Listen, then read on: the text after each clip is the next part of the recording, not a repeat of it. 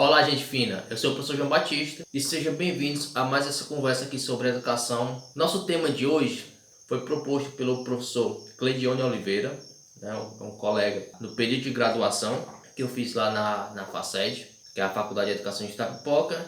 Ele propôs que a gente falasse sobre uma pequena perguntinha que, se você como aluno não fez, você como professor com certeza já ouviu, que é: para que é que serve esse conteúdo para a minha vida? Ou quando é que eu vou utilizar isso na minha vida? Que eu vi lá no Facebook dizia assim: mais um dia que se passou e até hoje não utilizei a equação do segundo grau. Ou então, até hoje nunca precisei utilizar na minha vida a fórmula de Bhaskara.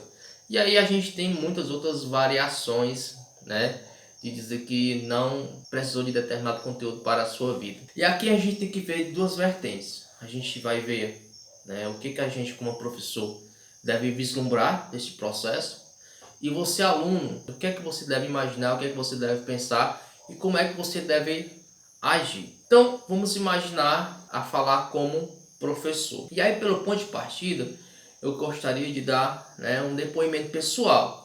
Aí você já vai dizer: ah, o João Batista é o bambambam, já quer aparecer. Não, não é assim. Geralmente a gente vê essas frases dizer: ah, para que é que vai servir esse assunto para a minha vida? Para que é que vai servir esse conteúdo para a minha vida? Em disciplinas relacionadas à ciência da natureza. Geralmente a gente vê esse tipo de discurso. Mas no meu período de ensino médio, eu não cheguei a questionando a professora, mas aquela angústia estava presente e era relacionado com a disciplina, que muitos são até apaixonados, que é a disciplina de história. Eu, particularmente, no período que eu fiz o ensino médio e mesmo no ensino fundamental, não via o sentido porque estar estudando história, já que era uma coisa que já tinha acontecido, já tinha passado, qual isso vai ter aquela influência na vida naquele determinado momento. A ironia do destino, fui obrigado a lecionar a disciplina de história. Obrigado mesmo, porque realmente eu não queria. Cheguei até na secretaria, pedi para mudar de lotação, mas infelizmente a educação no Brasil acontece dessas coisas, né? Você acaba de certa forma sendo obrigado a estar lecionando um pouco fora da área de formação, né? Sou formado em Química e aí, para você ver como é a situação, fui lecionar numa disciplina de Humanas. Na época eu tive que lecionar História e Geografia, sendo que Geografia eu já tinha uma certa habilidade, é uma disciplina que eu gostava, né? Tanto fundamental quanto no ensino médio. Mas História não. E aí, pra gente resumir a nossa história aqui, é que fui dar aula de História, tive muita dificuldade, só que eu tive que estudar bastante. E até você que está assistindo esse vídeo aí, se foi meu aluno de História, deixa aí um comentário aí, diz aí se eu me garanti ou não. Se eu me garantia, diz aí que eu me garantia, dá um comentário aí. Se não, se eu achava que eu só fazia enrolar na disciplina, deixa quieto. Então vamos voltar aqui, né? Foi o período em que eu mais estudei história na minha vida, foi na época que fui lecionar.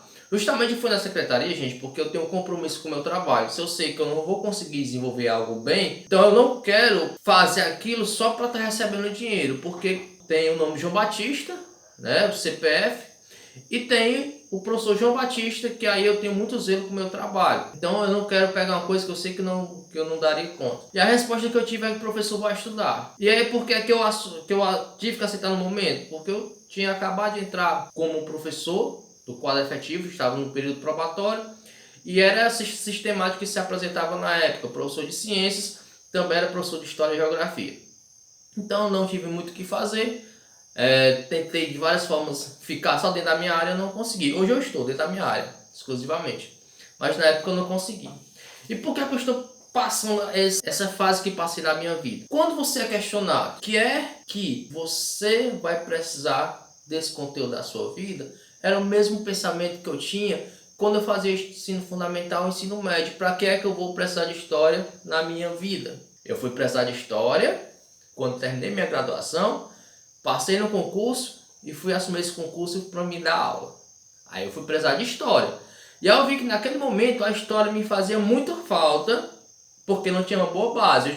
Eu ralei demais, eu sofri demais, justamente para dar conta desta disciplina. Quando eu fui lecionar história, aí é que eu fui perceber qual era a importância. Porque quando a gente começa a estudar, a gente entra mais afinco, começa a compreender. Olha olha a situação. Muitas vezes a nossa aversão a um determinado assunto é justamente você não conhecer, você não compreender. Você não consegue fazer o link entre as situações que se apresentam, fazer o link, por exemplo, na história, entre momentos que aconteceram ou situações em que um fato que aconteceu aqui no Brasil, a sua origem iniciou lá na Europa. Então, veja que até você chegar ao ponto de fazer a compreensão do geral, a compreensão do todo, fica realmente difícil você imaginar para que é que determinado conteúdo vai precisar sua vida. Outra coisa, a gente tem o costume de querer ser muito imediato, ao desejo de prever o que vai acontecer na sua vida.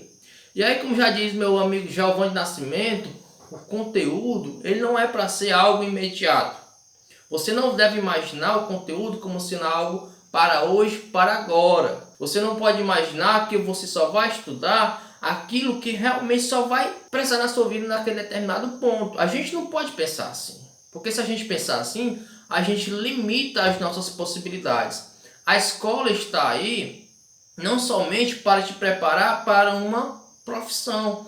Porque quando a gente pensa em preparar para uma profissão, ou você vai fazer um curso técnico, né? Ou vai fazer uma graduação para se especializar naquela área. E por mais que você faça um curso técnico e uma graduação, você não vai estudar apenas aquele conteúdo para tu desenvolver uma determinada atividade, não. Tu vai estudar um conjunto de conteúdos que te dê uma formação mais completa. Mas isso a gente já está falando um ensino técnico, né? Um ensino superior que a gente está mais alinhado a um determinado fim. Agora voltando ao aspecto da escola. Como é que você vai já ter ciência daquilo vai servir ou não na sua vida? Como é que você tem o controle do que vai acontecer no teu futuro? Isso é impossível. E aí voltando, a missão da escola é te preparar para a vida. E o que vai acontecer na tua vida há uma imensa, né, uma gama de possibilidades. Quando você imaginar, pensar num conteúdo, você não deve imaginar aqui e agora. Você deve imaginar que aquele determinado conteúdo vai alicerçar a tua base. Alicerçando a tua base, tu vai ter condições futuramente, caso haja necessidade, de utilizar um conteúdo que você aprendeu lá na escola, conteúdo que você jamais imaginaria que iria um dia precisar. Eu, como aluno do ensino médio, jamais imaginei dar aula de história. E isso aconteceu comigo. Então a gente não sabe o futuro da gente. O que a gente aprende na escola, gente, é algo que nos permite por exemplo, ser um cidadão ativo. Em que sentido? Você perceber determinada situação e você ter um conjunto base que te permite opinar. Opinar com propriedade, por exemplo. O que a gente observa muito hoje nas mídias é que há uma propagação de uma ideia, você visualiza aquela ideia, né? Hoje está muito popular, infelizmente está acontecendo, e aquela ideia que ela é distorcida, sem fundo de veracidade, mas como você não tem fundamentos básicos, né? Porque não procurou alicerçar essa sua base, acaba difundindo uma determinada informação que ela não é verídica. A disseminação dessa informação acaba trazendo consequências desastrosas. E aí, o que é que eu posso fazer? Lembra aquela perguntinha lá? Para que é que eu vou estudar esse conteúdo? Pode ser que nesse momento, que nessa situação, vá justamente utilizar aquele conteúdo que você há um determinado tempo desprezou, dizendo que ele não teria nenhuma importância para a sua vida. Novamente, a gente não tem controle do nosso futuro e a gente precisa demais ter uma base bem mais ampla. Por que a escola é formada por tantas disciplinas? É só para encher teu caderno? É só para te dar muito trabalho? Não. Se você olhar lá nas leis, né, da LDB, da BNCC, que são principais documentos aí que norteiam a nossa educação no Brasil, preza muito pela formação integral do indivíduo. Aquela formação que dê condições a cada cidadão, a cada indivíduo, poder exercer com cidadania, fazer modificações dentro da sociedade de maneira positiva, consciente. Então, você, como aluno, ao perguntar para que é que serve determinado conteúdo, já tem em mente que determinados conteúdos são fundamentais para alicerçar a tua base de conhecimento, para que você possa, em determinado momento da sua vida, ter como agir com consciência, convicção, e não de acordo com a corrente daquele momento, e ter aquela condição de você poder fazer o julgamento se aquilo é certo ou se é errado. Isso a gente fala para aquele aluno que ele tem uma certa consciência. Ele tem uma situação em que ele consegue fazer um certo discernimento naquele processo. Mas a gente vai ter também aqueles alunos que vai fazer essa pergunta, mas não porque ele queira testar o professor. É claro que tem esses casos, mas vai ter situação que ele vai perguntar justamente porque ele não compreende aquele contexto. Infelizmente, a nossa educação no Brasil é uma educação que ainda está muito aquém do desejado. Esta é uma realidade. Quem disser o contrário, infelizmente, está querendo tampar os olhos, né, com uma peneira. No Brasil, em determinado momento, se preocupou-se em atender o máximo de crianças e adolescentes possíveis para colocar dentro da escola. E isso aconteceu, né? A universalização do ensino. Isso aconteceu. A gente tem um grande quantitativo hoje de alunos matriculados. Também se preocupa bastante na aprovação. Se você está aí como professor, sabe que no Brasil, no geral, em qualquer local, há uma grande preocupação com a aprovação. Mas a gente sabe que durante o processo estudantil, um quantitativo bem considerável de alunos acaba sendo apenas aprovado no processo. É situação real de você pegar alunos que estão terminando o ensino médio que mal sabe ler e escrever, fazer uma interpretação de texto, resolver operações básicas da matemática. Esse jovem que está nesta situação, porque infelizmente pelo processo está mais preocupado em solucionar que o aluno seja aprovado e não fazer as correções de rotas para que esse aluno realmente ele saia alfabetizado no ensino fundamental, séries iniciais, que ele tenha uma base para no ensino fundamental, anos finais, para que ele chegue no ensino médio, ele realmente tenha uma formação adequada. Infelizmente, nesse processo, ainda não acontece no Brasil essa correção de rota. Existem muitas políticas públicas, mas infelizmente nesse aspecto ainda a gente está muito longe de solucionar esse problema. Então, esse aluno, ele te perguntar para que é que vai servir determinado conteúdo, a gente tem que ver que ele realmente não sabe, porque nem aquela base necessária para ele assimilar aquele novo conteúdo ele não tem. Então veja que aquele conteúdo realmente não vai fazer nenhum sentido para ele. E ainda a gente pode considerar que a maioria desses casos, desses alunos, tem uma família em considerações econômicas e sociais vulneráveis, em que praticamente ele não tem nenhum acompanhamento. Então, vários fatores estão contra esse estudante. É claro que isso não quer dizer que é uma regra que ele não possa ser diferente, porque a gente tem muitas situações de alunos que eles são de condições econômicas e sociais desfavoráveis e pelo esforço e pelo mérito próprio, que a gente pode dizer assim, ele consegue se destacar. Mas isso são exceções, porque isso é muito complicado de acontecer. É você ter uma rosa nascendo no meio de tantos espinhos, né? Ela nasce sufocada, né? Então, para ela poder resplandecer, ela tem que ter muito esforço para conseguir. É possível? É. Mas as dificuldades que se apresentam são gigantescas. Então, retomando aí a pergunta do nosso amigo Cleidione, o que é que você deve dizer para o aluno, agora a gente pensando como professor? O que a gente pode fazer como professor é apresentar ou contextualizar situações possíveis em que você como aluno e você como professor pode estar utilizando determinado assunto, determinado conteúdo. Infelizmente, a gente fica meio que de mãos atadas e sem muita possibilidade de dar, né, um aparato que dê um suporte realmente para esse aluno que a gente vê que tem situação em que o aprendizado dele não é satisfatório, e não é porque você que está lá naquele momento que tem dificuldade de trabalhar com ele, não. É porque foi num processo geral, num processo lá do início, até chegar naquele momento que ele está com você. É claro que a gente não pode abandonar né? Porque a gente está na educação, sabe que as coisas realmente são difíceis, mas fazer uma modificação naquele momento, aquele momento imediato, a gente não consegue, porque o processo estudantil, as modificações, elas são muito lentas. Infelizmente a gente não consegue sanar um problema do dia para a noite na educação, porque a gente está se arrastando há décadas e a gente ainda não conseguiu uma solução para o nosso ensino no Brasil, infelizmente.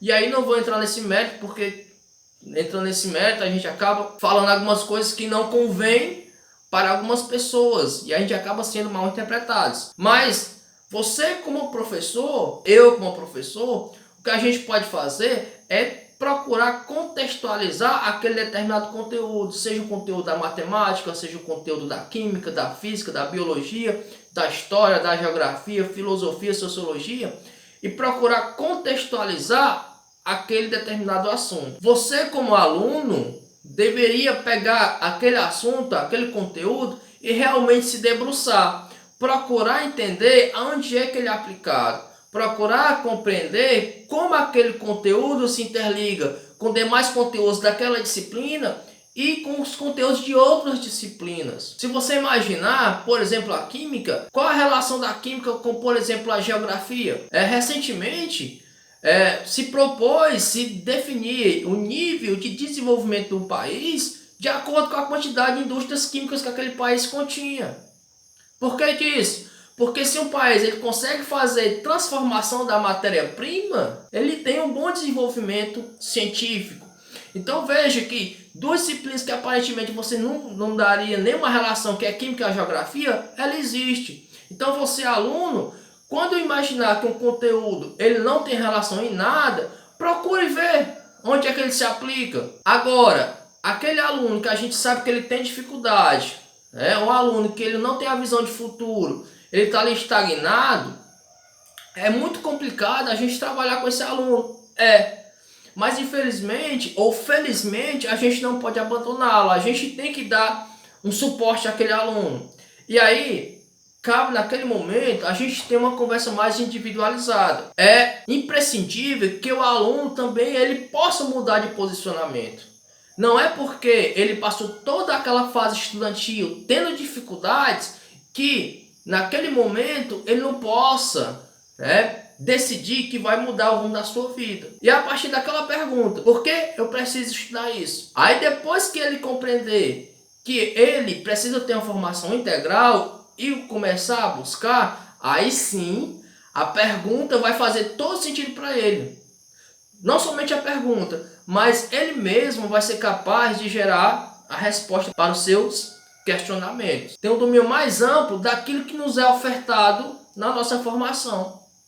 E não pensar de maneira restrita em que é que eu vou precisar de hoje ou que eu vou precisar de amanhã. A gente tem que ter uma formação integral de modo que a gente possa ter consciência de si, ter consciência do que nos rodeia na sociedade e como a gente pode contribuir de maneira positivamente para uma melhoria social, o que leva ao desenvolvimento não somente no aspecto científico, tecnológico, mas também no aspecto humanístico. E aí, gente, finalizo aqui esse momento. Espero que a nossa conversa tenha sido proveitosa. Se você concorda, se você discorda, deixa aí os comentários aí abaixo do vídeo. Se você é inscrito no canal, deixa aí seu like, seu comentário. Ajude ao professor João Batista, ao canal Direito, compartilhando esse vídeo com outras pessoas nas suas redes sociais. E você que está chegando agora no canal Direito, de algum modo você chegou nesse vídeo, por favor, se inscreva aí no canal, ajude a gente chegar aos nossos 1000 inscritos até o final do ano, que essa é a minha meta. No mais, um forte abraço, fique com Deus e até o nosso próximo vídeo ou a nossa próxima aula.